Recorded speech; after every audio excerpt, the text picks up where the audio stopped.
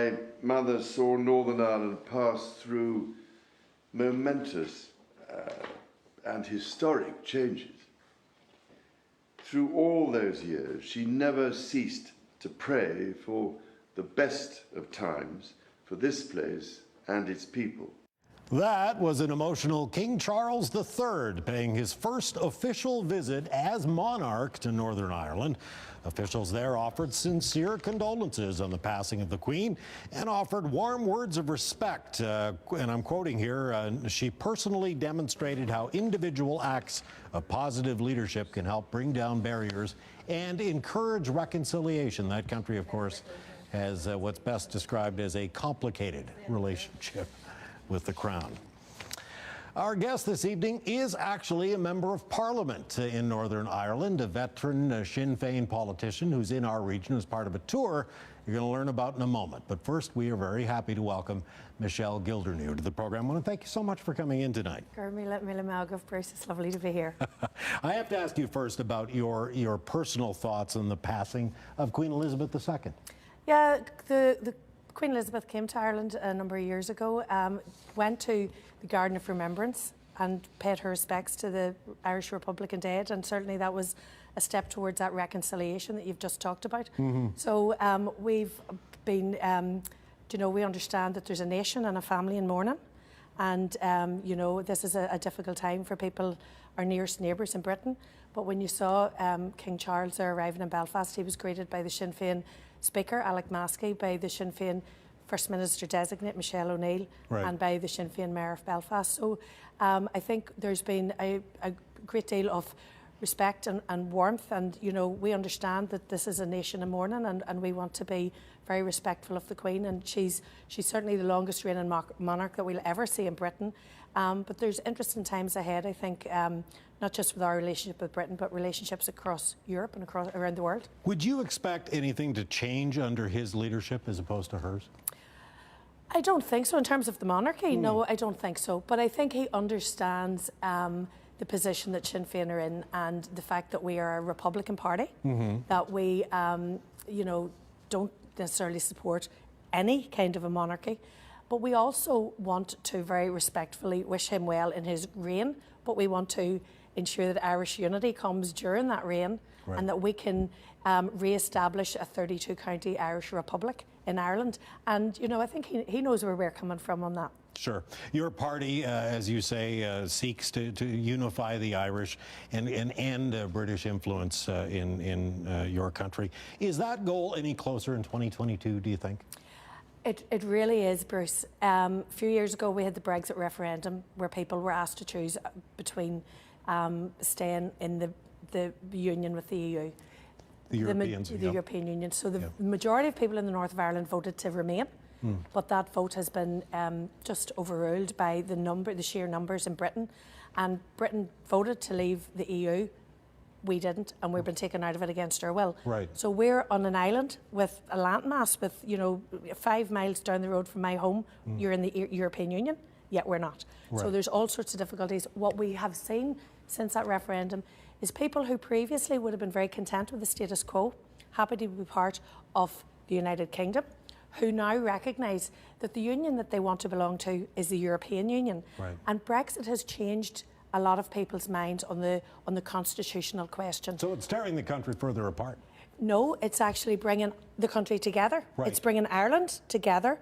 We're a small nation. We've travelled around the world, and we've took our crack and our good spirits literally with us.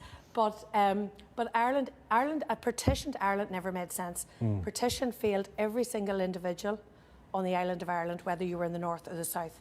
And we want to see a situation where we can reunify our country and build a new Ireland that respects, as it said in the proclamation, all of the children of the nation equally. We did see significant and renewed violence in the spring of 2021. Are you confident that's behind you now and that there won't be any more flare-ups? You can never be confident of that, Bruce, unfortunately. While the British have any involvement in Irish affairs, I think there's always the potential. What we need to do is manage the peace process. We need to try and make politics work.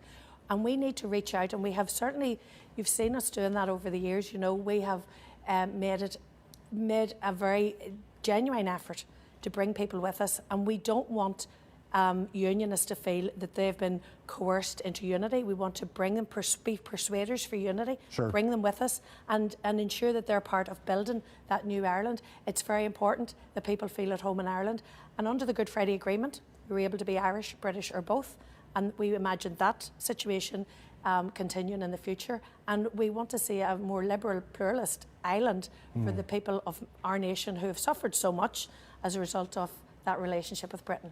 How concerned are you about Russia, Vladimir Putin, right now?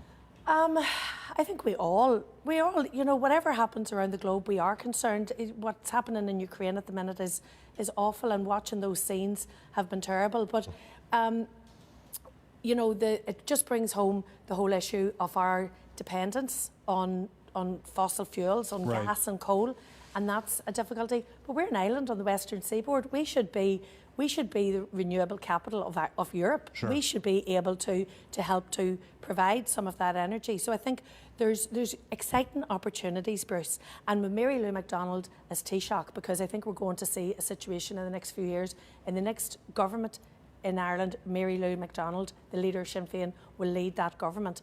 And, you know, we have got a very vibrant, dynamic, intelligent woman who has empathy and compassion for the people of Ireland. And we want to, like I say, we want to turn those challenges into opportunities. And we want to include and ensure that our relationships with our neighbours right across the globe are positive ones. That's a little bit further down the road. In the near term, are you worried about the winter? Of course. Is there going to be enough heating oil this winter? Look, we're really worried about the cost of living crisis that we're facing, and that's not unique to Ireland or certainly to the north of Ireland. Yes, we're really worried about this winter. We're worried about people dying in their homes as a result of not being able to put on the heat. And after 12 years of British Conservative austerity, resilience is very low. We've just on the edge of a really major global pandemic, and people don't have, I think, they don't have savings, or they don't have the ability. They'll not have the ability to pay their bills. Yet, Liz Truss, the new British Prime Minister, is talking about putting money into the coffers of the big energy companies instead of putting it into the wallets of people who are really struggling. So the Tories in government have not been good for the people of Ireland. And, you know, take that along with Brexit, post-pandemic, you know, the cost of living crisis. These are really difficult and challenging times. You are here for something called the Cross Canada Irish Unity Roadshow. I know you were in Charlottetown last night, Halifax tonight, St. John's tomorrow. What is the event about, and what are you hoping to accomplish? Well, Friends of Sinn Féin in Canada have organised this roadshow, and I'm the third in a series of speakers. So Orla Begley was in Montreal and Quebec City. Niall O'Donnell was last weekend in Vancouver and Calgary. Okay. John Finucane MP will be in Toronto and Ottawa in October. You got the best deal. I absolutely got the best deal. I'm telling you, the people of Nova Scotia, of New Brunswick and of PEI have been amazing to me. So I've had a really wonderful welcome here.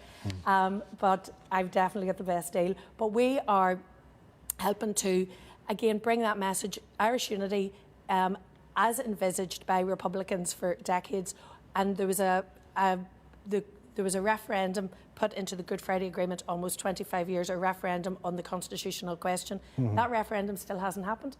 So we are looking for people to help persuade those in both the British and Irish governments at this referendum. You need the Canadian support for that. Well, we've always been very grateful for Canadian support. Do you know, the International Fund for Ireland is now in its third decade, it's coming up on 30 years. The support of the Canadian government for most of my adult life has been really important, Bruce. And so I'm here to say thank you as well to the Canadian people, and to say stick with us, help us to achieve unity, help us to bring about a peaceful solution after 800 years, and bring about an island that people can travel around the world, can come to Canada to live and work, but we want somewhere for them to be able to come home to have a job and a house and a quality of life that they've left Ireland looking for. We want to offer that at home.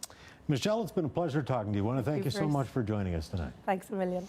MichelleGildernewCTVNewsAtlantic is a Sinn Féin politician, member of Parliament from Northern Ireland in our region, right now as part of the Cross Canada Irish Unity Roadshow. And if you're interested in seeing her in person, she will be at the Old Triangle Bar, 7:30 this evening. thanks to the Charitable Irish Society of Halifax. Stay with us. We'll be right back.